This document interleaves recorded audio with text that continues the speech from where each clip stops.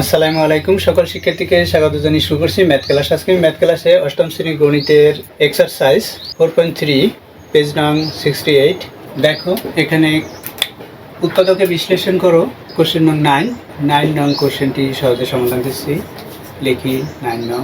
এখানে দেওয়া আছে বা প্রদত্ত রাশি লিখি। প্রদত্ত রাশিটি অপরিবর্তিত অবস্থায় তুলি। এখানে দেওয়া আছে 3x - 75 x কিউব, এটা দেওয়া আছে। দেখো উৎপাদক করার পূর্ব শর্ত হচ্ছে প্রথমে দেখতে হবে প্রদত্ত রাশিটির থেকে পদগুলো থেকে কোনো রাশি বা কোনো ডিজিট কমন যায় কিনা, অথবা দেখতে হবে সূত্র অনুসারে লেখা যায় কিনা। দেখো এখানে কমন যায়, এখানে x আছে, এখানে x আছে, এখানে 3 আছে, এখানে 75 অর্থাৎ 25-এর সাথে 3 গুণ করলে 75 হবে। সুতরাং এখান থেকেও 3 কমন নেওয়া যাবে।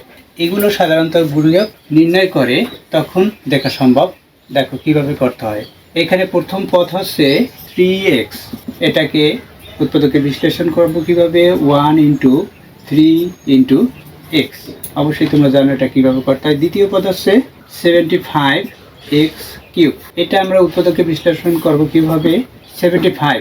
আমরা প্রথমে এভাবে 75 লিখে, এটা যেহেতু বিজোড় সংখ্যা অর্থাৎ 5 দিয়ে এটাকে ভাগ করা যায়, 5 দিয়ে এটাকে ভাগ করি, তাহলে কত হবে এখানে 15। দেখো ভাগফল 15 হলো। এরপর 3 দিয়ে ভাগ অথবা 5 দিয়ে ভাগ করি 3, তাহলে কি হলো, এটা হলো।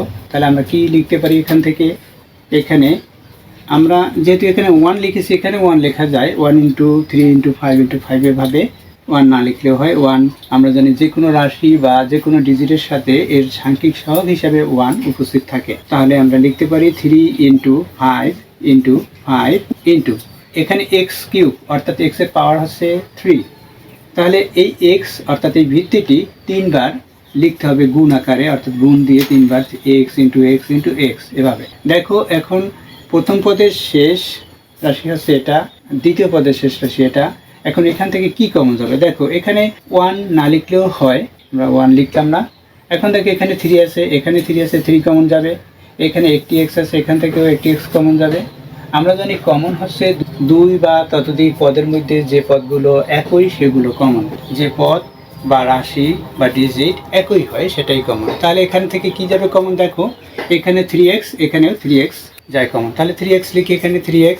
এখন আমরা ব্র্যাকেট শুরু করি। এখানে 3x যদি কমন নেই তাহলে এখানে কি থাকবে, 1 থাকবে। এর কারণ হচ্ছে আমরা জানি 3-র সাথে 1 গুণ করলে 3-র কোনো পরিবর্তন হয় না, সুতরাং এখানে 1 থাকে। তাহলে 1 লিখি। এরপর কি মাইনাস সাইন, এখান থেকে 3x যদি কমন যায় কি কি থাকে, দেখো 5 × 5 অর্থাৎ 25। এরপর কি হয়, এখানে x × x অর্থাৎ x², এটা হলো।